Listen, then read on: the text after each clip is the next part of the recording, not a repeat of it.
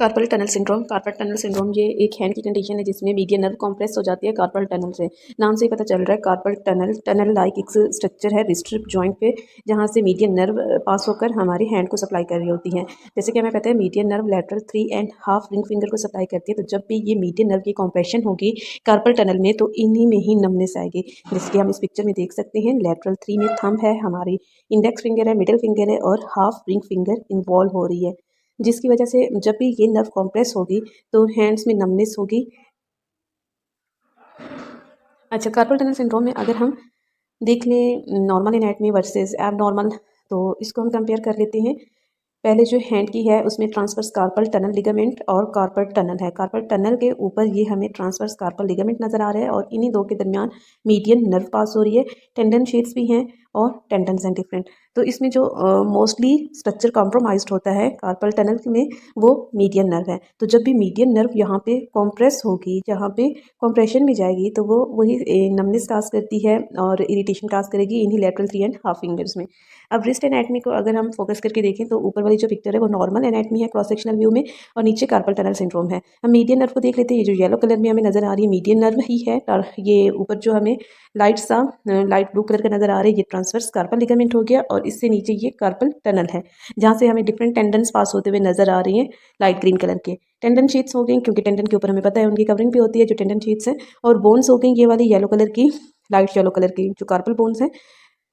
अच्छा, अब ये नॉर्मल एनाटमी हो गई। नॉर्मल एनाटमी का क्रॉस सेक्शनल व्यू हम मीडियन नर्व को देख सकते हैं, उस पर किसी तरह का कोई कॉम्प्रेशन नहीं है, उसकी नॉर्मल स्ट्रक्चर, उसका नॉर्मल डायमीटर है।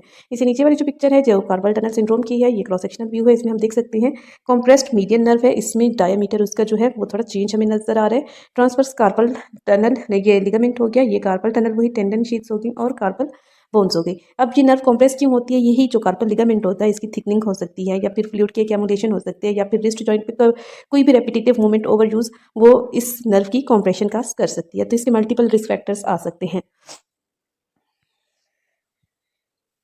ये वही हैंड की सप्लाई होगी मीडियन नर्व की। Median nerve is compressed at the wrist resulting in numbness and pain. Radiating pain होता है क्योंकि नर्व कॉम्प्रेस हो रही है, तो वही रेडियोलॉजिकल पेन का जैसे कि फैक्टर होता है, पेन रेडिएट करता है, साथ साथ नमनेस भी होती है।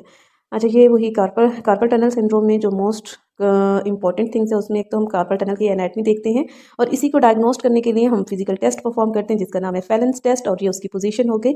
और इसकी ट्रीटमेंट के लिए हम पेशेंट को रेस्ट रिकमेंड करते हैं। रेस्ट में हम पेशेंट को सप्लिंट लगा देते हैं, ये उसका सप्लिंट हो गया। ये मीडियन नर्व हो गई, और इसी की इन्वेस्टिगेशन के लिए कि मीडियन नर्व कॉम्प्रेस्ड है भी या नहीं, हम एक टेस्ट कराते हैं एनसीएस, नर्व कंडक्शन स्टडीज। तो ये इंपॉर्टेंट थिंग्स हो गई अबाउट कार्पल टनल सिंड्रोम, जिसे हम शॉर्ट फॉर्म में सीटीएस भी कहते हैं। Proper definition carpal tunnel syndrome की हमने देख लिया, जो मीडियन नर्व है वो कॉम्प्रेस्ड होती हैं। ये वही एनाटमी हो गई, ऊपर ये कार्पल लिगामेंट हो गया। इसमें जो मेजर हमें सिम्टम्स मिल रहे होते हैं, नमनेस है, tingling in the fingers and hands, feeling pins and needles in fingers and hands, difficulty feeling with the finger tips, reduced sensitivity to the external stimuli, gradual difficulty doing task, growing weakness in the hand, reduced hand dexterity. ये सारी चीज़ें हो रही होती हैं progressively अगर हमने इसको ट्रीट नहीं किया तो। साइंस क्या मिलते हैं? साइंस में वही पेन और डिस्कम्फर्ट होगी, हैंड में, रिस्ट में भी हो सकती है, फोर आर्म में भी हो सकती है, that radiate up your arm or down to your fingers. Burning होगी, बर्निंग या फिर tingling numbness in your thumb, index finger, middle finger and half ring finger. Difficulty gripping में होती है, ग्रिपिंग भी इसमें लॉस्ट हो जाती है नमनेस की वजह से, पेन की वजह से, या फिर होल्डिंग ऑब्जेक्ट में डिफिकल्टी हुई होगी। Even your phones or pen or steering wheels, ये सारे काम करने में इवन पेन भी नहीं पकड़ा जा सकता। अच्छा, reduced sensation or coordination in your fingers affecting your ability to perform fine tasks such as typing and sewing. Unusual weakness होगी, या फिर clumsiness in your hand causing you drop things or make mistakes. इसको अब हम diagnose करते हैं physical test से जिसका नाम है फेरेन टेस्ट। उसकी पोजीशन होगी, हम दोनों रिस्ट जॉइंट को इस तरह पैरेलल सेंटर में लेके आते हैं बॉडी के, और हम देख सकते हैं रिस्ट जो है वो फुल फ्लेक्शन में है। फुल फ्लेक्शन की वजह से जो मीडियन नर्व है वो स्ट्रेच्ड होगी, तो उसमें फर्दर पेन होगा। वो ऑलरेडी कॉम्प्रेस्ड है।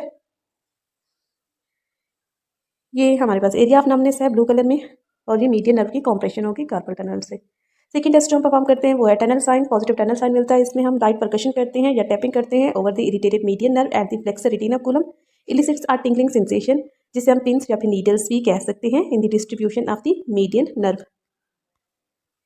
ये वही हमारा डायग्नोस्टिक टेस्ट हो गया एनसीएस। मीडियन नर्व की कॉम्प्रेशन को कंफर्म करने के लिए।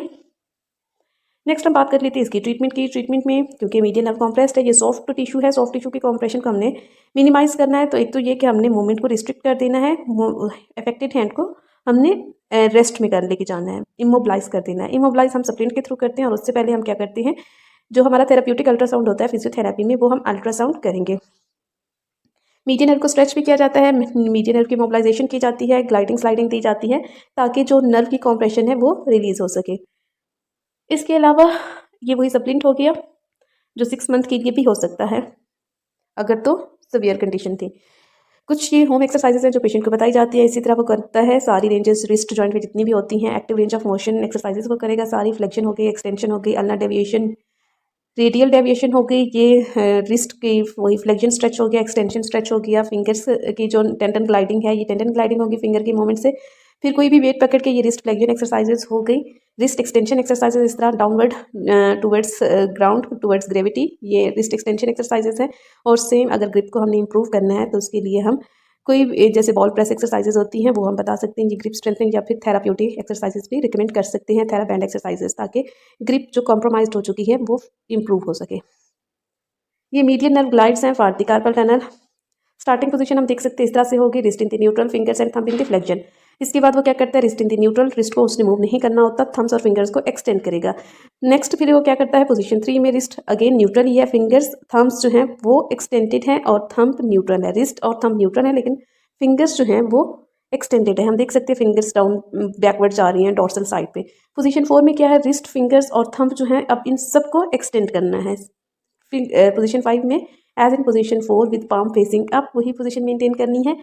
और लास्ट में हमने क्या करना है, as in position 5 other hand gently stretch the thumb, तो हमने दूसरे हाथ से अफेक्टेड साइड के थंब को स्ट्रेच करना है इस तरह।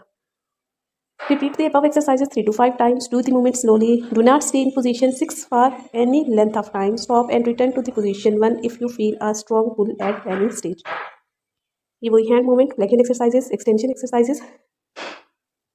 फ्लेक्शन को कैरी ऑन करना है और एक्सटेंशन को स्टॉप करना है।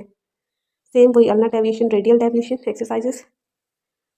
अगर इससे भी कंजर्वेटिव ट्रीटमेंट से भी सीरियस ट्रीट नहीं हो रहा तो फिर लास्ट ऑप्शन होता है सर्जिकली हम डीकॉम्प्रेशन करते हैं इसी कॉम्प्रेस्ड नर्व की। ये वही सर्जरी हो गई। Carpal tunnel syndrome causes the compression of the median nerve. A little aperture on the palm called the carpal tunnel is ringed by the bones and ligaments. तो जहाँ से नर्व कॉम्प्रेस्ड होती है उसे वहाँ से रिलीज कर दिया जाता है इंसिजन देकर, वही टारगेट एरिया पे ही। इस वीडियो में हमने देखा है कार्पल टनल सिंड्रोम है क्या, उसके रिस्क फैक्टर्स क्या है, साइंस क्या है, सिम्टम्स क्या होते हैं कार्पल टनल के, डायग्नोज कैसे करते हैं फिजिकली या फिर हमारे पास इन्वेस्टिगेशन में कौन सा स्पेसिफिक टेस्ट है इसके लिए। इसके बाद फिर हमने इसकी कंजर्वेटिव ट्रीटमेंट देखी है और at the end surgical management देखी है।